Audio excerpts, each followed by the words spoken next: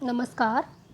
मैं डॉक्टर प्रतिभा सरोज, प्रवक्ता हिंदी, जिला शिक्षा एवं प्रशिक्षण संस्थान प्रयागराज, आज आप लोगों के सम्मुख डीएलएड चतुर्थ सेमेस्टर के प्रशिक्षुओं के लिए आरंभिक स्तर पर भाषा के पठन लेखन क्षमता का विकास के अंतर्गत पढ़ने का अभ्यास विषय को लेकर उपस्थित हूँ।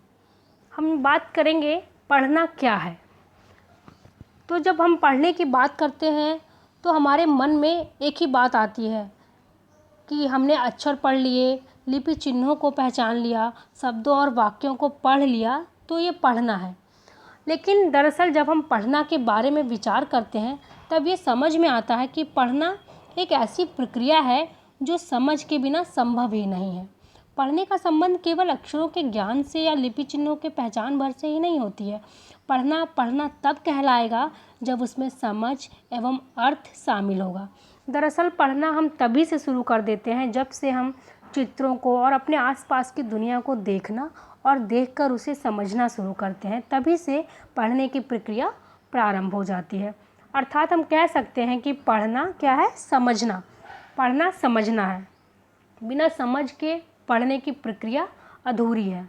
पढ़ना तब तक कि निरर्थक माना जाएगा जब तक कि उसमें समझ निहित नहीं होगी।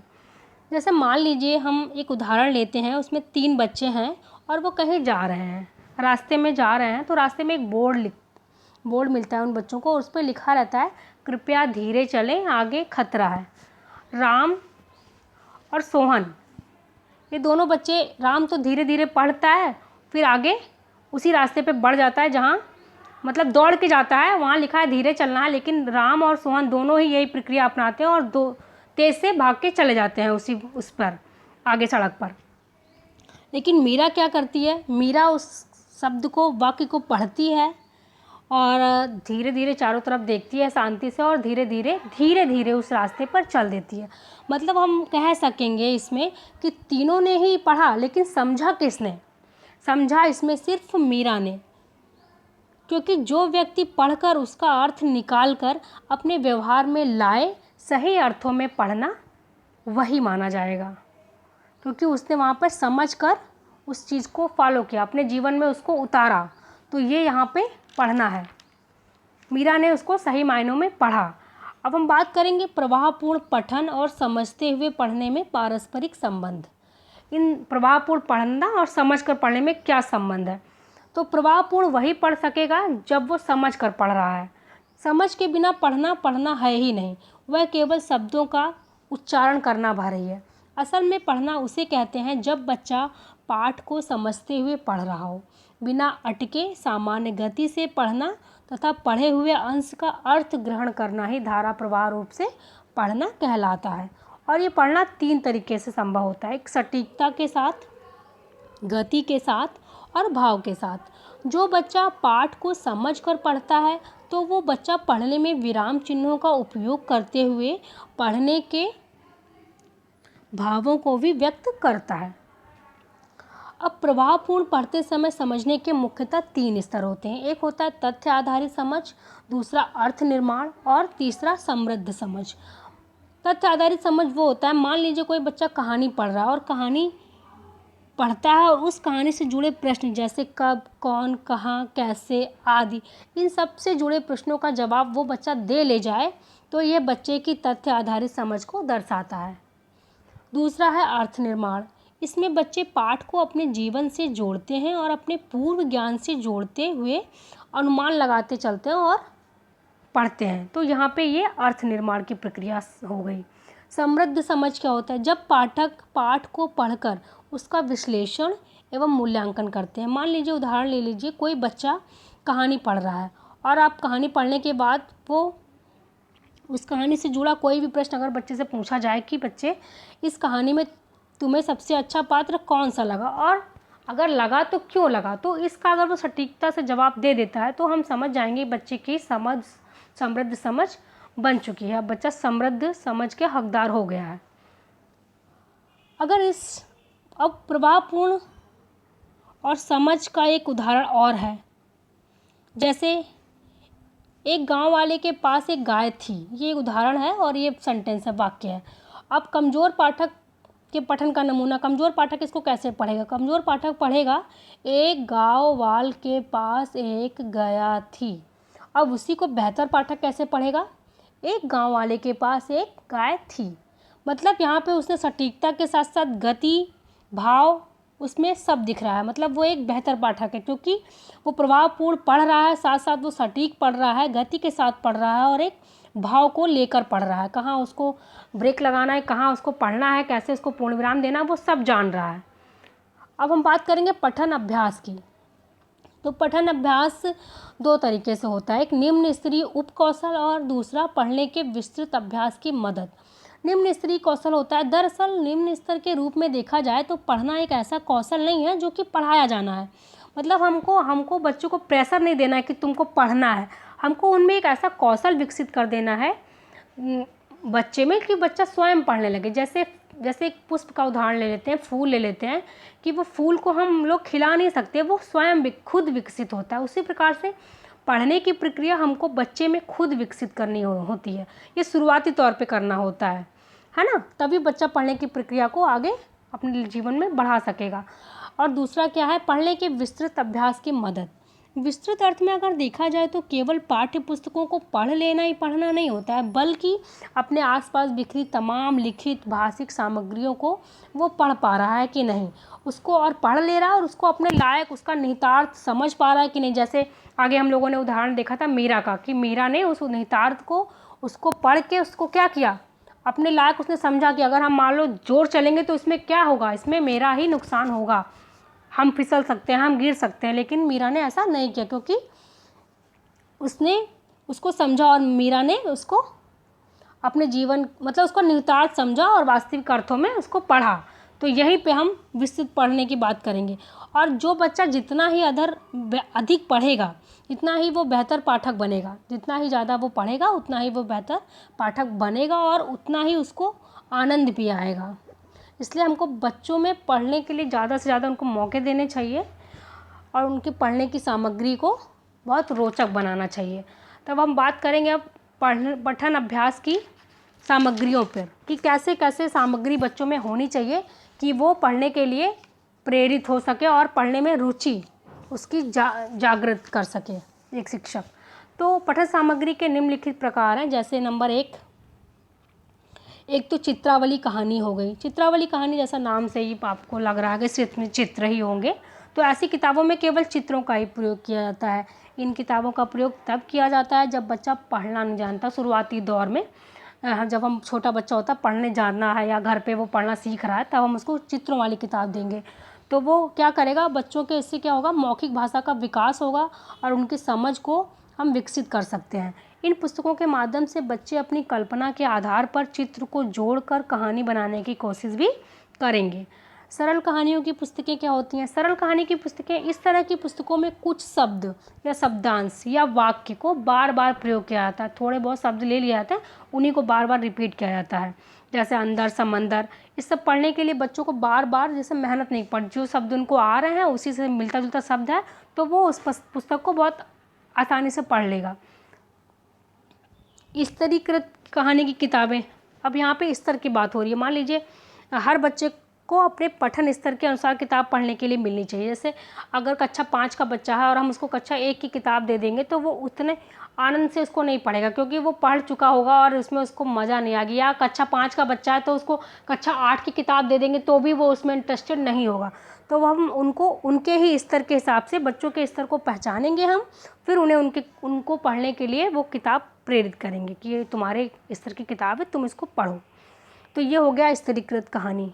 पठन कार्ड, रीडिंग कार्ड, ये ऐसी किताबें होती हैं जिनमें रंग बिरंगे चित्र होते हैं और छोटी छोटी कहानियाँ होती हैं, जिससे बच्चों में मतलब देख के रंग, कलर, ऐसा पढ़ने के लिए जिज्ञासा उत्पन्न हो जाती है इन सब किताबों को, ऐसी किताबों को देखकर। डिकोडेबल टेक्स्ट क्या होता है? डिकोडेबल टेक्स्ट होता है इन पुस्तकों का प्रयोग बच्चों को उन चिन्हों का अभ्यास करवाने के लिए किया जाता है जिन्हें वे सीख रहे होते हैं। इन पुस्तकों या ऐसे पाठों को पढ़ने से बच्चों में डिकोडिंग कौशल का विकास किया जा सकता है। उनके डिकोडिंग कौशल को मजबूत करने में मदद मिलती है इस किताबों के माध्यम से। अब बिग बुक या बड़ी किताब, बड़ी किताब में क्या होता है, किताब भी बड़ी होती है उसमें शब्द भी बड़े बड़े होते हैं और चित्र भी बड़े बड़े होते हैं। मतलब अगर आपने एक किताब पकड़ ली, क्लास में खड़े हो गए, बच्चों को दूर से भी दिखाएंगे तो बच्चों को साफ साफ शब्द भी दिखाई देगा, इतने मोटे मोटे अक्षर होते हैं उसमें, और उसमें चित्र भी साफ साफ बच्चों को दिखाई देगा, इसलिए इसका नाम बिग बुक या बड़ी बुक रखा गया है। सरलीकृत पाठ, अब इस सरलीकृत पाठ में क्या होता है, जैसे कोई किताब में कोई कहानी या लोक कथा शुद्ध हिंदी में लिखी है और वो बच्चा गांव का है, नहीं समझ पा रहा है चीज़ों को, तो आप क्या करेंगे, शिक्षक होने के नाते उस पाठ को, परिवेशी होता है माहौल, जैसे जहाँ बच्चे होते हैं गाँव में, उस हिसाब से बोली भाषा होती है, तो उसको उसी भाषा में लिख करके, सरल बना करके उनके शब्दों को उनके सामने प्रस्तुत किया जाता है, तो बच्चे उसको पढ़ते हैं और समझ लेते हैं आसानी से। इसमें शिक्षक को भी बहुत ज़्यादा बच्चों के साथ मेहनत नहीं करनी पड़ती बच्चे, क्योंकि वो शब्द जानते होते हैं, उन्हीं शब्दों का प्रयोग किया गया होता है उसमें, बच्चे आसानी से उसको कैच कर लेते हैं और पढ़ने में आनंद लेते हैं, और उनको पढ़ने में अच्छा लगता है, क्योंकि पढ़ने में अच्छा तभी लगेगा बच्चों को जब वो उसको समझ रहे होंगे। अब होता है, अब एक है जानकारी परक कार्ड, ऐसे विषय जो बच्चों को अच्छे तो लगते हैं और उनके बारे में वो बहुत जानना चाहते हैं, तो ऐसे में जानकारी परक कार्ड बनाने चाहिए, कार्ड बनाए जाते हैं। चित्र आपकी वो प्रशिक्षक वाली बुक में 8.10 चित्र नंबर पे है, कैसे इसको बना सकते हैं, इसकी पूरी जानकारी दी गई है, आप वहाँ से देख सकते हैं। अब हम बात करेंगे पठन अभ्यास की रणनीतियों पर। तो पठन अभ्यास की 6 रणनीतियाँ होती हैं, जिसे 3 वर्गों में बांटा गया है। नंबर 1 तो शिक्षक द्वारा पढ़कर सुनाना, और दूसरा शिक्षक की मदद से बच्चों द्वारा पढ़ने का अभ्यास, और तीसरा बच्चों द्वारा स्वतंत्र पठन। शिक्षक द्वारा पढ़कर सुनाने की प्रक्रिया में क्या होता है, इस पद्धति में अध्यापक या अध्यापिका बच्चों को पाठ जो होता है उसको पढ़कर सुनाते हैं और बच्चे उसको ध्यानपूर्वक सुनते हैं। दूसरा है शिक्षक की मदद से बच्चों द्वारा पढ़ने का अभ्यास। इसके अंतर्गत चार वर्ग आते हैं, जिसमें होता है साझा पठन, संवेद पठन, मार्गदर्शन युक्त पठन और जोड़ों में पठन। तो साझा पठन से तात्पर्य है, नाम से ही लग रहा है साझा मतलब साथ साथ पढ़ने का। तो इस पठन में शिक्षक पाठ को पढ़ते हैं और बीच बीच में बच्चों को भी पढ़ने के लिए उस किताब में शामिल करते हैं। साझा पठन में बच्चे और शिक्षक एक ही पाठ को साथ साथ देख कर पढ़ते हैं। इस पठन के लिए बड़ी पुस्तकों का इस्तेमाल किया जाता है, जो हम लोगों ने अभी आगे पढ़ा, बिग बुक है ना। इस पठन के लिए बड़ी पुस्तकों का इस्तेमाल किया जाता है, या पाठ को आप बोर्ड या अगर बुक नहीं है तो आप पाठ को चार्ट पेपर पर मोटा मोटा या बोर्ड पर लिख सकते हैं और बच्चों को साथ साथ पढ़ने के लिए प्रेरित कर सकते हैं। इससे क्या होगा, बच्चों में पाठक के रूप में एक आत्मविश्वास बढ़ता है, क्योंकि सबसे ज़रूरी बात होती है अगर बच्चा स्कूल गया उसमें आत्मविश्वास को विकसित करना कि हाँ आज हमने ये पाठ को पढ़ा, आज हमने कुछ स्कूल में गए और हमने कुछ किया, तो ये बच्चे के लिए बहुत खुशी वाली बात होती है। तो ये जब खुशी महसूस होगी ना, तो वो आगे भी पढ़ने के लिए प्रेरित होगा और वो स्कूल जाने के लिए भी आगे इच्छुक रहेगा। तो हमें ये सब चीज़ों का ध्यान रख के बच्चों को पढ़ाना है। संवेद पठन क्या होता है, इस पद्धति में शिक्षक और बच्चे एक साथ एक आवाज़ में पढ़ते हैं। शिक्षक मतलब बच्चे भी पढ़ रहे हैं, शिक्षक भी पढ़ रहे हैं। जब शिक्षक को लगने लगता है कि बच्चे अब पढ़ ले रहे हैं, तो वो अपने स्वर को, अपनी आवाज़ को थोड़ा सा धीमा कर लेते हैं, दबा लेते हैं, ठीक है। इस पठन के माध्यम से उन पाठकों में आत्मविश्वास बढ़ता है जो पढ़ने में हिचकिचाते हैं, जो पढ़ते नहीं हैं, लेकिन वो उसी साउंड में, लोगों के शोर में वो भी बोलने की कोशिश करते हैं, वो भी बोलते हैं। तो उससे बच्चों में वो बच्चा जो मतलब हिचकिचाता है, कमज़ोर नहीं होते, बहुत से बच्चे कमज़ोर नहीं होते, लेकिन वो हिचकिचाते हैं क्लासरूम में पढ़ने से, साथ में सबके, वो सोचते हैं सब मुझे सुनेंगे। तो इसके लिए ये संवेद पठन बहुत ही कारगर साबित होता है।